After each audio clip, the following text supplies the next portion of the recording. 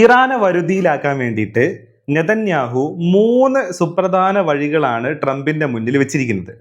അപ്പൊ അത് ഏതൊക്കെയെന്നുള്ളത് നമുക്ക് നോക്കാം. ഇറാന്റെ ആണവ പദ്ധതികളെ നിയന്ത്രിക്കുന്നതിനായി ഒരു പുതിയ കരാറിലെത്തുക എന്നതാണ് ആദ്യം പരിഗണിക്കേണ്ടത്.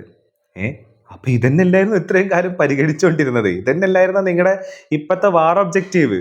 അപ്പൊ വീണ്ടും ആ ഒബ്ജക്റ്റീവ് മാറ്റിയിട്ട് നമ്മൾ വീണ്ടും ഇതാണ് പരിഗണിക്കേണ്ടത് എന്ന് ഇവർ തന്നെ പോയി പറയാണോ? ഇനി രണ്ടാമതായി സാമ്പത്തികവും ഉപരോധവും വഴിയുള്ള സമ്മർദ്ദമാണ്. 10-40 വർഷം സാമ്പത്തികമായി ഉപരോധം നടത്തിയിട്ട് ഇതുവരെ ഇവരെ കീഴടക്കാൻ പറ്റില്ല എന്നുണ്ടെങ്കിൽ ഇനി വീണ്ടും ഉപരോധത്തിലൂടെ സമ്മർദ്ദിക്കാം എന്നുള്ളതാണ് പരിപാടി. അതെന്തായാലും നൈസായിട്ടുണ്ട്. അടുത്തത്, പുതിയ കരാറുകൾ ഇല്ലാതെ തന്നെ ഉപരോധങ്ങൾ ശക്തമാക്കിയും ഇറാന്റെ തുറമുഖങ്ങൾ ഉപരോധിച്ചും സാമ്പത്തികമായി ഞെരിക്കണം. നമ്മളങ്ങനെ ഞെരിക്കണം. ഓക്കെ. മൂന്നാം ഘട്ടമായി ഇറാനെതിരെ വീണ്ടും ശക്തമായ സൈനിക നടപടി ആരംഭിക്കുമെന്നും ഇസ്രായേലി ഉദ്യോഗസ്ഥർ അറിയിച്ചു. അപ്പൊ ഇതാണ് ആ 3 പ്ലാൻ. അപ്പൊ ഈ 3 പ്ലാൻ തന്നുള്ള പ്ലാനോളികളെ നിങ്ങൾ ഇത്രയും കാലം നടപ്പിലാക്കിയത് എന്നിട്ട് എന്താ സംഭവിച്ചേ?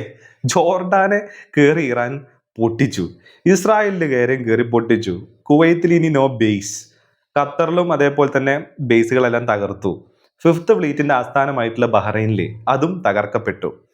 40 വർഷമായിട്ട് ഉപരോധത്തിൽ കഴിയുന്ന ഒരു രാജ്യത്തിന് മേലെ നിങ്ങൾ ആക്രമണം നടത്തിയിട്ട് ആ രാജ്യത്തെ കീഴ്പ്പെടുത്താനോ ആ രാജ്യത്തെ മുട്ടുകുത്തിക്കാനോ നിങ്ങളെ കൊണ്ട് സാധിച്ചില്ല എന്നുള്ളത് മാത്രമല്ല, ഈ രാജ്യത്തിന് ചുറ്റുപുറം നിങ്ങൾ സ്ഥാപിച്ചിരുന്ന നിങ്ങളുടെ ബേസുകൾ വിട്ട് നിങ്ങൾ ഓടേണ്ടി വരുന്ന അവസ്ഥയല്ലേ ഇപ്പം ഉണ്ടായത്?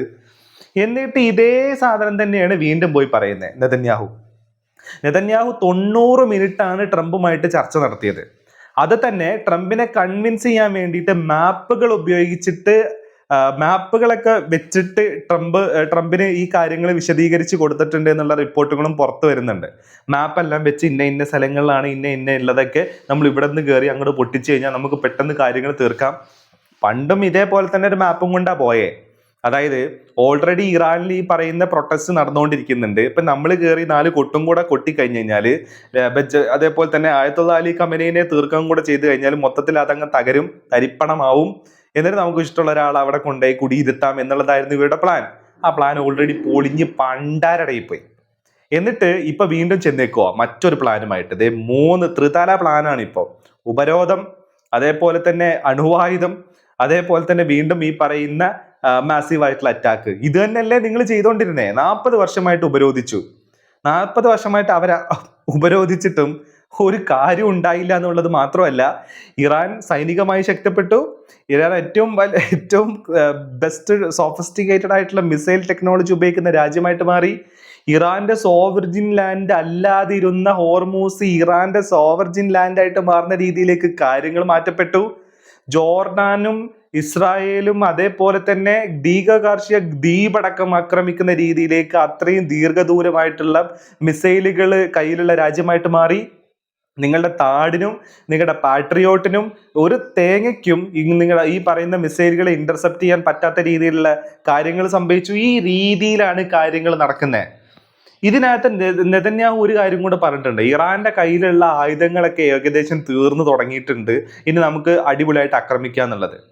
അപ്പൊ അതിന് മുന്നോടിയായിട്ടാണ് ഇന്നലെ വേറെ ന്യൂസ് വരുന്നത്.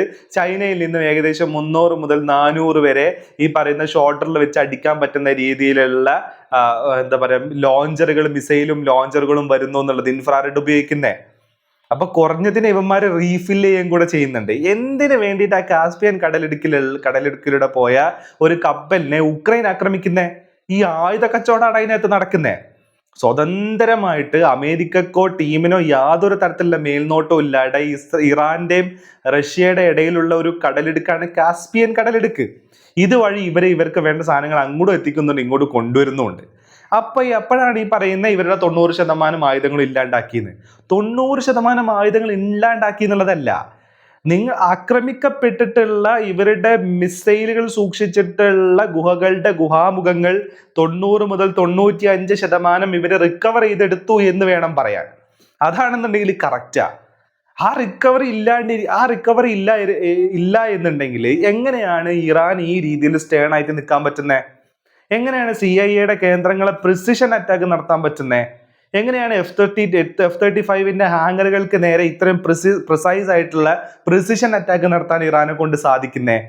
അപ്പൊ ഈ രീതിയിലുള്ള കാര്യങ്ങൾ അവിടെയുണ്ട്.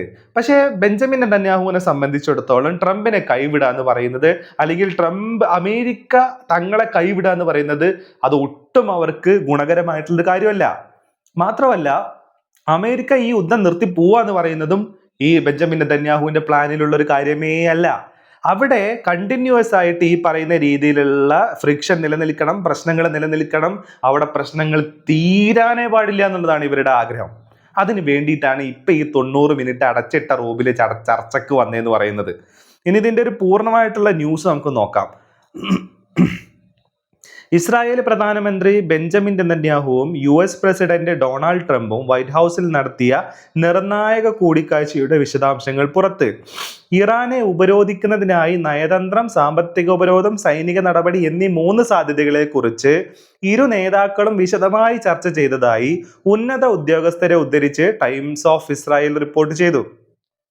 ഇസ്രായേലിന്റെ ന്യൂസ് ഏജൻസിയാണ് ഈ സാധനം റിപ്പോർട്ട് ചെയ്തിരിക്കുന്നത്. സിറിയയിലെയും ലെബനനിലെയും ഇസ്രായേൽ സൈനിക നടപടികളിൽ ട്രംപിനുള്ള അതൃപ്തി മറികടക്കാൻ മാപ്പുകൾ ഉപയോഗിച്ച് വിശദീകരണം നടത്താനും നെതന്യാഹു കൂടിക്കാഴ്ചയ്ക്കിടെ ശ്രമം നടത്തി. 90 മിനിറ്റോളമാണ് ഓവൽ ഓഫീസിൽ ഇരു നേതാക്കളും ചർച്ച നടത്തിയത്. അപ്പോൾ സൈനിക നടപടിക്കായി നെതന്യാഹു ട്രംപിന് മേൽ സമ്മർദ്ദം ചെലുത്തിയില്ലെന്നും, മറിച്ച് ഇറാന്റെ കാര്യത്തിൽ മുന്നിലുള്ള 3 പ്രധാന വഴികളെ കുറിച്ച് ആശയ കൈമാറ്റം മാത്രമാണ് നടത്തിയതെന്നും ഇസ്രായേലി ഉദ്യോഗസ്ഥർ പറഞ്ഞു. ഞാൻ നേരത്തെ പറഞ്ഞ സാധനങ്ങളാണത്. ഇറാന്റെ ആണവ പദ്ധതികളെ നിയന്ത്രിക്കുന്നതിനായി ഒരു പുതിയ കരാറിലെത്തുക എന്നതാണ് ആദ്യം പരിഗണിക്കേണ്ടത്. കരാറെന്ന് കേട്ട അലർജിയുള്ള രാജ്യമാണ് യഥാർത്ഥത്തിൽ ഇസ്രായേൽ. അവരാണ് പറയുന്നത് കരാറിലെത്തണം, എന്നിട്ട് എന്തിനാ ലംഘിക്കാനോ? കരാർ ഉണ്ടാക്കുക, ലംഘിക്കുക, അതാണ് ഇവന്മാരുടെ രസമുള്ളത്. ഇവന്മാർക്ക് ഒരു ഹൈ കിട്ടുന്ന പരിപാടിയാണത്. രണ്ടാമതായി സാമ്പത്തികവും ഉപരോധവും വഴിയുള്ള സമ്മർദ്ദമാണ്. പിന്നെ ഇത്രയും കാലം ഉണ്ടാക്കിയത് പിന്നെ എന്തുണ്ടാണെന്നാവോ? പുതിയ കരാറുകൾ ഇല്ലാതെ തന്നെ ഉപരോധങ്ങൾ ശക്തമാക്കിയും ഇറാന്റെ തുറമുഖങ്ങൾ ഉപരോധിച്ചും സാമ്പത്തികമായി ഞെരിക്കണം. എന്നിട്ട് ഞെരുക്കിയിട്ട് എന്ത് തേങ്ങ ഉണ്ടായേ? 3ാം ഘട്ടമായി ഇറാനെതിരെ വീണ്ടും ശക്തമായ സൈനിക നടപടി ആരംഭിക്കുമെന്നും ഇസ്രായേൽ ഉദ്യോഗസ്ഥർ അറിയിച്ചു. അത് ആരംഭിച്ചു കഴിഞ്ഞാൽ പിന്നെ തിരിച്ചു കിട്ടുമ്പോൾ കിടന്ന് മോങ്ങിക്കോണം.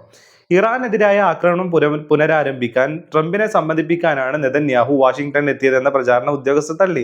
യഥാർത്ഥത്തിൽ അതിന് തന്നെയാണ് വന്നത്. അതെല്ലാവർക്കും അറിയാവുന്ന കാര്യമാണ്. ട്രംപും അത് നേരത്തെ പറഞ്ഞു. എന്നെ വീണ്ടും ഒരു യുദ്ധത്തിലേക്ക് വലിച്ചെടുക്കാനാണ് ഈ ചെങ്ങായി ഇവിടെ വന്നിരിക്കുന്നത് എന്നുള്ള ട്രംപ് ഓപ്പൺ ആയിട്ട് പറഞ്ഞു.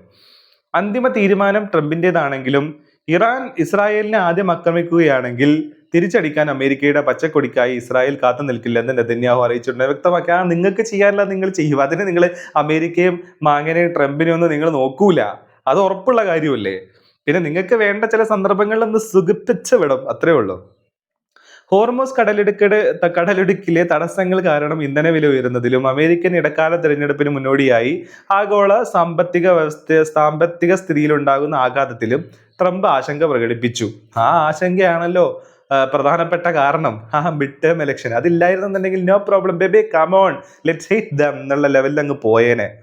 എന്നാൽ ഇറാനെ സംബന്ധിച്ചിടത്തോളം ഹോർമൂസ് കടലിടുക്ക് ബാക്കിയുള്ള അവസാന പിടിവള്ളിയാണെന്നും അത് ഉപയോഗിച്ച് വിലപേശൻ അവരെ അനുവദിക്കരുതെന്ന് നെതന്യാഹു പറഞ്ഞു. അനുവദിക്കില്ല എന്ന് പറഞ്ഞിട്ട് കാര്യമില്ല, അവന്മാരത് ഏറ്റെടുത്ത് കഴിഞ്ഞു, മൈനുകൾ വിതറിക്കഴിഞ്ഞു ഗൈസ്. പിന്നെ അതേപോലെ തന്നെ മോസ്കിറ്റോ ഫ്ലീറ്റ് മാനൂവറബിലിറ്റി ഉള്ള അത്തരം ബോട്ടുകളൊക്കെ ഉപയോഗിച്ചിട്ട് അറ്റാക്ക് നടത്തുമ്പോൾ ഈ വലിയ വലിയ സാധനങ്ങളൊക്കെ ഇട്ട് അങ്ങോട്ട് പോയിട്ട് എന്താ കാര്യം? അപ്പാഷ ഹെലികോപ്റ്റർ അങ്ങോട്ട് ഇറക്കി അപ്പന്മാർ ഷോൾഡറിൽ വെച്ച് പൊട്ടിക്കുകയും ചെയ്യും. ഇതാണ് അവസ്ഥ. എന്നിട്ടാണ് ഇവിടെ കിടന്ന് കളിക്കുന്നത്. കഴിഞ്ഞ 4 മാസമായി അമേരിക്കയും ഇസ്രായേലും ഇറാനുമേൽ ചെലുത്തിയ സമ്മർദ്ദത്തെ ചെറുത്ത് നിൽക്കാൻ ഇറാന് കഴിഞ്ഞതായി തോന്നാമെങ്കിലും യഥാർത്ഥത്തിൽ ഇറാൻ വളരെ ദുർബലരാണെന്നും കനത്ത സാമ്പത്തിക പ്രതിസന്ധി നേരിടുകയാണെന്നും ഇസ്രായേൽ ഉദ്യോഗസ്ഥർ അവകാശപ്പെട്ടു. അപ്പൊ അറിയാല്ലേ, ഇറാൻ അത് തരണം ചെയ്തിട്ടുണ്ട്, ഇറാൻ നിലനിൽക്കുന്നുണ്ടെന്നുള്ള കാര്യത്തിൽ ഒരു സംശയവും ഇല്ല അല്ലേ? അപ്പോൾ ഇവിടെ ജനങ്ങളുടെ പ്രതിഷേധങ്ങൾ പുനരാരംഭിച്ചിട്ടുണ്ട്. ഇറാനിലെ വിലക്കയറ്റം 90% കൂട്ടിച്ചേട്ടു. ഇതാണ് ഇവന്മാരുടെ പിടിവള്ളി.